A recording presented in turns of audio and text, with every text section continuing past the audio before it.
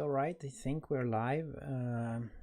First live stream is always a little bit shaky, I think, so let's hope things... Oops, there we... Why is that running still? All right, I think we're live. Cool. Now I hear myself.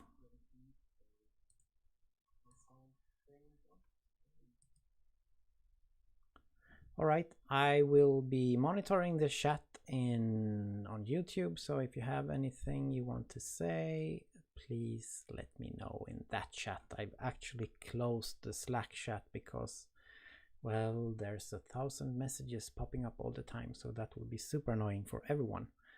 All right, first week, wow, already over. I was actually super tired both Tuesday and Thursday after having the first introductory lectures, and I think that's quite common, especially in the beginning, that well, you get really tired. But I hope everyone has managed to get some basic information about the course and that you have managed to register. There are a few tricky cases still for the registration, but I think that will be sorted out, and the main thing there is that you get your individual study plans and have a plan of attack for how you are going to manage your studies. So contact me after that has been fixed, and we will sort things out. Let me see if I can get the webcam to work. Does not seem to want to be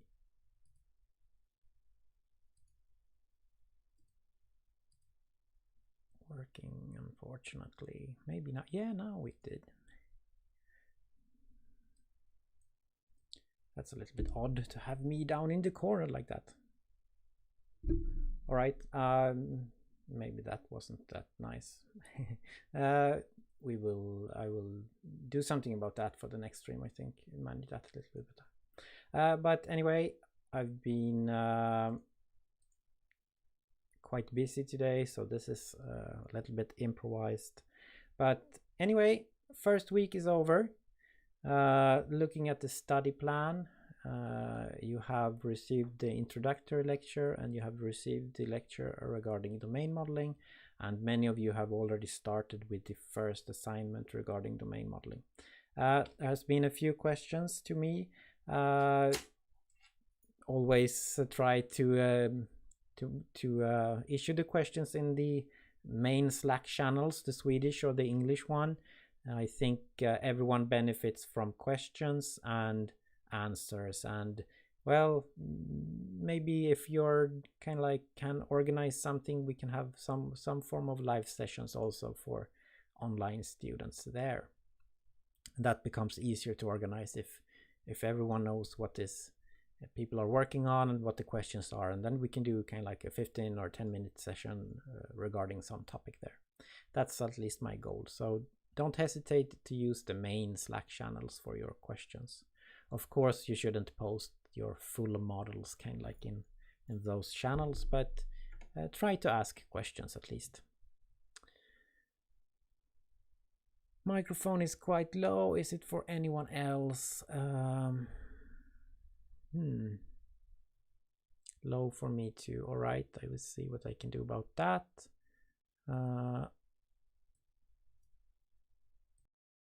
Oops. Maybe I should just speak a little bit closer to the mic. I hope it's better, maybe.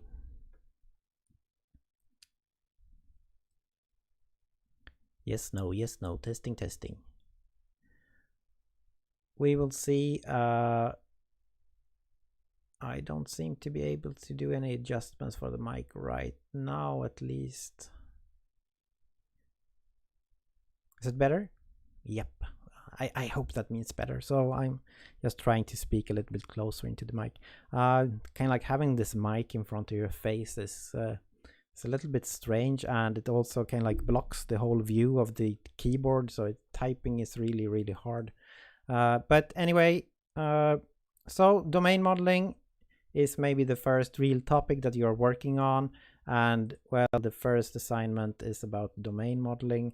So work on that, and well, you shouldn't feel too stressed out if things seem a little bit strange right now, because it takes a little while to kind of like get used to this. And while the model you will be creating will not be that large, well, it's challenging to kind of like accept that you are not supposed to think about software and that you are just trying to understand the problem, and how can we do this understanding without just repeating what's in the problem.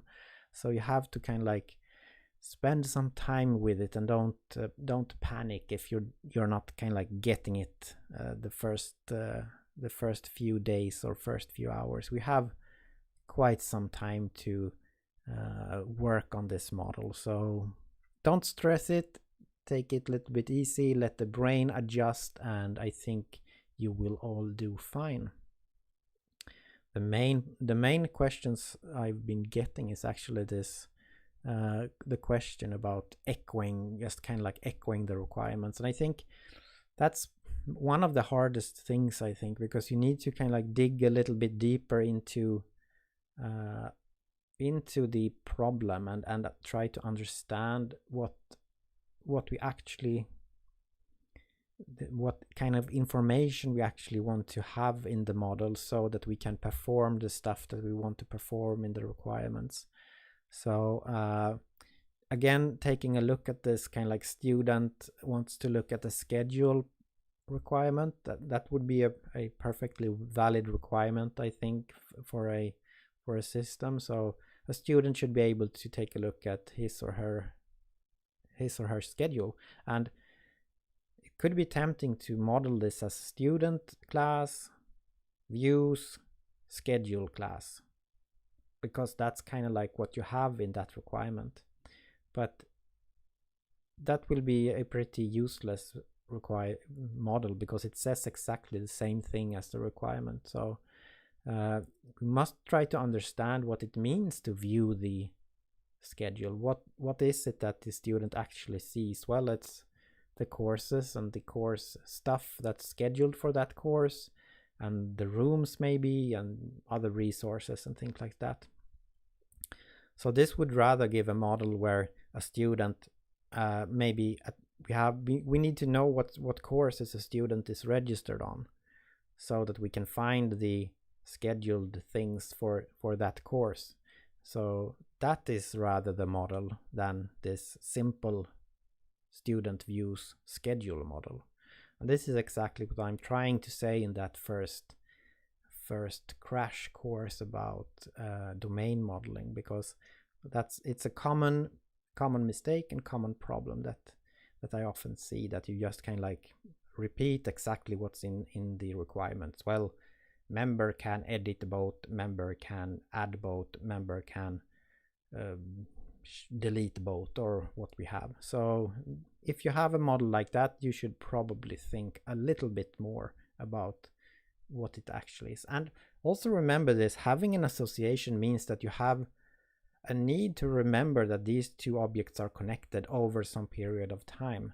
So do we need to remember that a boat has been edited, for example? Probably not. I don't think it's something that's in the requirements, at least. And vice versa, do we need to know that a student has viewed a schedule? Could be an interesting feature, but I don't think that's actually what we mean. We want a student to be able to look at the schedule whenever, and we don't kind of like log when a student views the schedule. So, all right, that's a little bit about the first problems of domain modeling. So the upcoming week 36,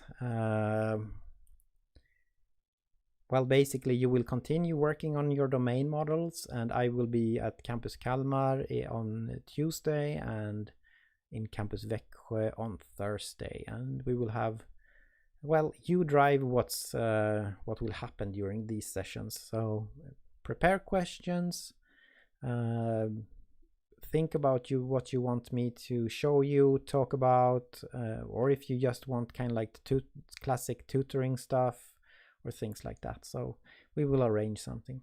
So at Campus Kalmar it was quite crowded, so we created this sheet where you can divide yourselves among kind of like in 2 sessions for the scheduled time. I will probably be available also more or less during the whole day there, if there's nothing in the room, or if you find some other room to be in, you can just find me at my office. For Campus Växjö it was not that crowded at all in the introductory lecture, so we will see what happens. I hope that we can manage this also at Campus Växjö, and maybe we need to do some form of signing up in some sheet or something like that, so it does not get too crowded in the rooms. Please let me know if you think that will be the case. All right. Anything else you want us to talk about today? We have at least Ida and WhatCat online, I think.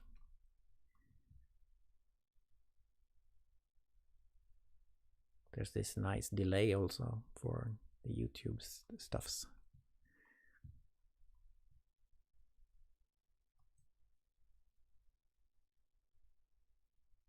We will probably get an update also for the course webpage. I think, as some noticed, sometimes the kind of like menu items here kind of like just got lost, and I had to rebuild the whole page. I hope that will be sorted with this new version, because that was a little bit frustrating. So yeah, I will be also working on getting your repositories up and running. My goal was to be able to do that for today, but it will happen next week. So then we will have the first repository up and running. I don't think it's that problematic, because the first assignment is, well, it's not that many files to juggle, I guess. So you probably can manage without having it versioned for now, but we will get this sorted, I hope, on Monday. So you will start getting your repositories generated, and we will start with the first assignment, so that is seems to be working, and then we will move on to the second assignment. The plan for next week is also to start with the third lecture, and that will probably be lectures about software architecture and kind of like these major structuring of the application from a technical perspective.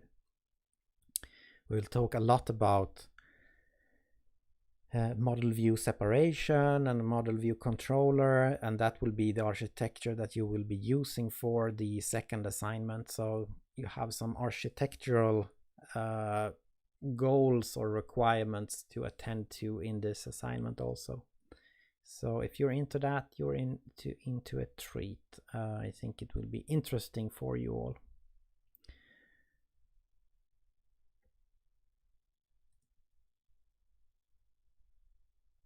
All right, I don't think this happened that much more this week, really. It's a little bit of a, I wouldn't say slow start, but an easy start to get things up and running for this semester too. All right. One thing I can mention is that, well, in some versions of kind of like these online versions of the book that you may or may not have found, there are some discrepancies in the chapters. So I've tried to number them kind of like with a name also. So of course, for the domain model part, it's kind of like the chapter that is named the domain model refinement. And in some versions, this has been chapter number 31. And in some other versions, it has been number 32. So, well, you probably noticed that when you tried to read the chapter, and if it was totally wrong. I think it was, I don't remember what the other one was actually.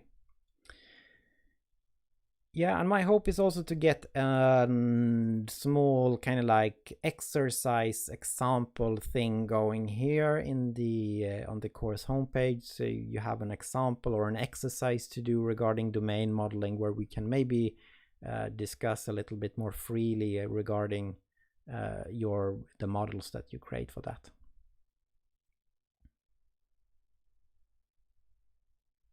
The unimportant chapters, kind of like those in parentheses, are not on the online test, but it's good to kind of like skim them to have a general understanding. So in here, for example, chapter 2 and 3 are not important, but take a quick look at them. I think chapter 2 is kind of like about processes and being agile and agile modeling and stuff like that. Very interesting. I think chapter 3 introduces the examples in the book, so could be good to just take a quick look at maybe. All right, any more questions? I hope you have beautiful weather, because we do here in Kalmar at least, and I think Växjö also. So if you're anywhere else in the country or some other country, I hope you have a nice Friday. I will actually try to do some barbecuing tonight. It's been a while, so if you live in Kalmar, you know that we have had kind of like rain for a month, amazing amounts of rain. So it would be nice to have some good weather and do some barbecuing. And I think you should also take the opportunity to get out and be in the sun for a little while. I think we will spend time in front of our beloved computers. Anyway, so the question, will we have an online lesson on Thursday? No, it will be, I will go to Campus Växjö at least. You can be online if you want to. But I will be at Campus Växjö, and this will not be streamed or anything like that. You won't miss anything if you cannot participate. You can participate in the online learning instead if you want to, and just ask questions, and we can arrange some online activities for you there. Or you can ask questions and we will try to answer them as best we can. I also think you have in Växjö, you have on Wednesday or something like that, you have Nadim also, right, for a tutoring session.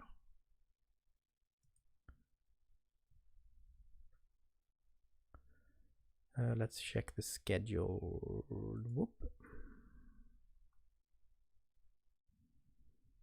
So yes, on Wednesday you have tutoring with Nadim if you want to participate in that, and on Thursday I will be in Växjö again. And then there will be a week actually where I'm busy attending the EXA conference. So week 37 will be a little bit slow from my part. I will try to answer questions and stuff online, but it will definitely not be as frequent as usual.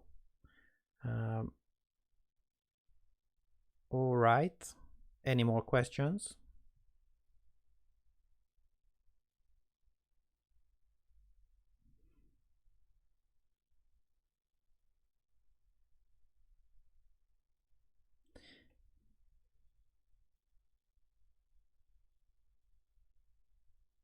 Okie dokie. I don't have that much to say really right now. I think everything has started quite well. I think we have gotten a good start in the course, and it's just a matter of ramping things up, I guess.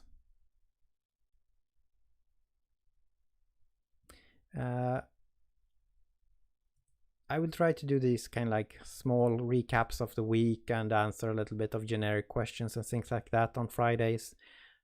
These are of course recorded, so you can watch them afterwards if you want to. 10 conceptual classes on assignment 1. Ooh, 10. Whoa, I would say that's a little bit on the I think you can probably make the model simpler, and we should always try to have simpler models, but it's hard to say really. I think you can probably get up to that amount maybe, but I think it's a little bit excessive maybe. Sometimes this is because people tend to think about software stuff, so they add kind of like things like system, database, and things, service. If you have classes with that kind of names, you should probably think again. In the domain model, for example, we can have classes that are not connected to anything. Things can just exist in the domain model. Handledning is both online and on the respective campuses, so it depends on how you want to attend the course. Yeah, I think description classes can also kind of like be a culprit when you get too many, when you get many classes. And you should always think about, is actually the description class needed? In the example that we did with the course stuff, we had kind of like some parts that were the same for several different course objects. So you can think about that. If that's the case in your model also, then maybe it's motivated to have these description classes. But if you don't really have a need for them, then you can argue that they just add kind of like clutter to your model.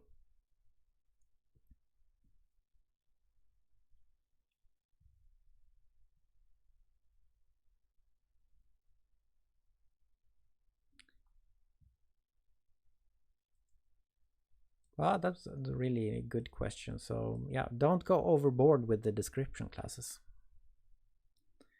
Try to motivate or find a need for them, find a use for them, so that they really contribute to the model.